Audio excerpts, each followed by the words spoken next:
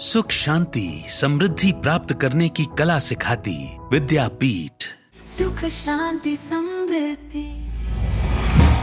आज हम जानेंगे जीवन में आवश्यक 3 प्रकार के सत्संग कौन कौन से हैं, और इस प्रश्न का उत्तर देंगे हमें जैन मुनि श्री जिनचंद्र जी महाराज, जो हमें मिलेंगे गुजरात के वलसाड़ में तीथल समुंदर किनारे के पास उनके एक शांत और निर्मल और सुंदर आश्रम में।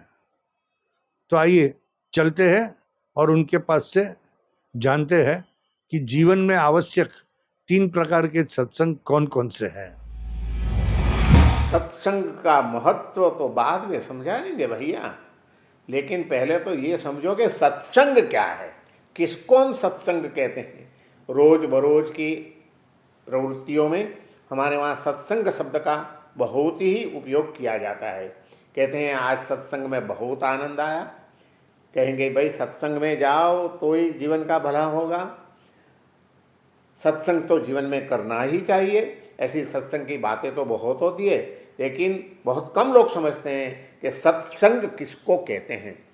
मेरे ख्याल से सत्संग की 3 व्याख्याएं हो सकती है।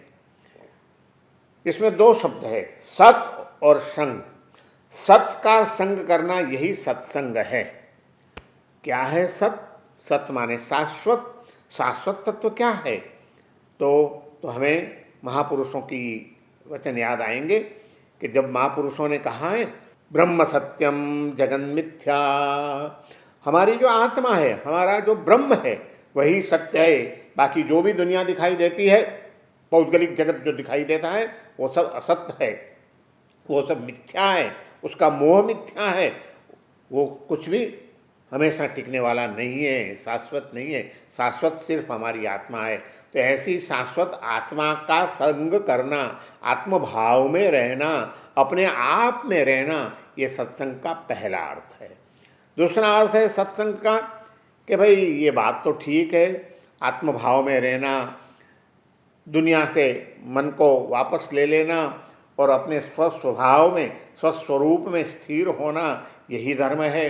लेकिन ये तो बहुत कठिन बात है। हम तो दुनियादारी में बैठे हुए लोग हैं, हमसे आत्मा का ध्यान नहीं हो सकता है, आत्मा भाव में रमणता नहीं हो सकती है। तो हमें क्या करना चाहिए? तो उसके लिए सत्संग की दूसरी व्याख्या बताई गई है कि भाई जिन्होंने स्वस्वरूप का बोध प्राप्त कर लिया है, ऐसे जो आत्मज्ञानी पुरुष हैं, ऐसे जो आत्मज्ञानी संत हैं, ऐसे संतों का संग करना यह भी सत्संग कहलाएगा। आत्मज्ञानी महापुरुषों के संग में रहना, उनके पास बैठ करके उनसे कुछ ज्ञान प्राप्त करना, उनकी सेवा करना, उनके साथ जुड़े रहना, ये सत्संग का दूसरा अर्थ हुआ। लेकिन वहाँ भी एक सवाल आएगा कि भाई आज तो संतों का भी बहुत बड़ा काफिला निकल पड़ा है, इसमें कैसे पता चले और कौन जान सकता है कि ये आत्मज्ञानी है या नहीं है। आत्मज्ञान की बातों करने वाले बहुत होते हैं, लेकिन वास्तव में जिन्होंने आत्मज्ञान प्राप्त कर लिया हो, आत्म स्वभाव का अनुभव प्राप्त कर लिया हो, ऐसे संत भी आज तो मिलने मुश्किल हो गए हैं, दुर्लभ बन गए हैं।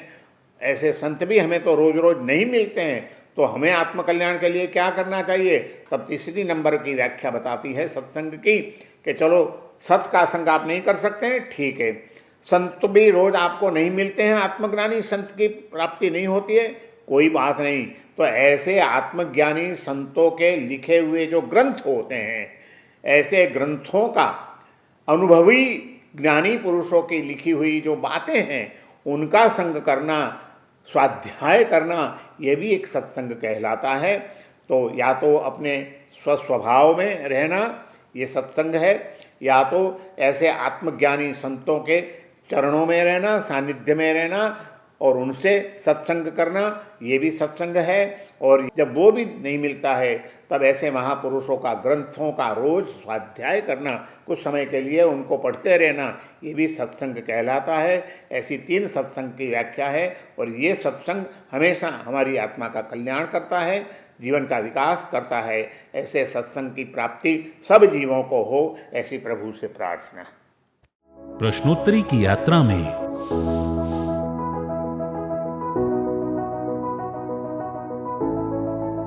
सुख शांति समृद्धि विद्यापीठ द्वारा पत्रकारिता का प्रेरक जंक्शन यानी समस्या समाधान जिज्ञासा प्रेरणा का महासंगम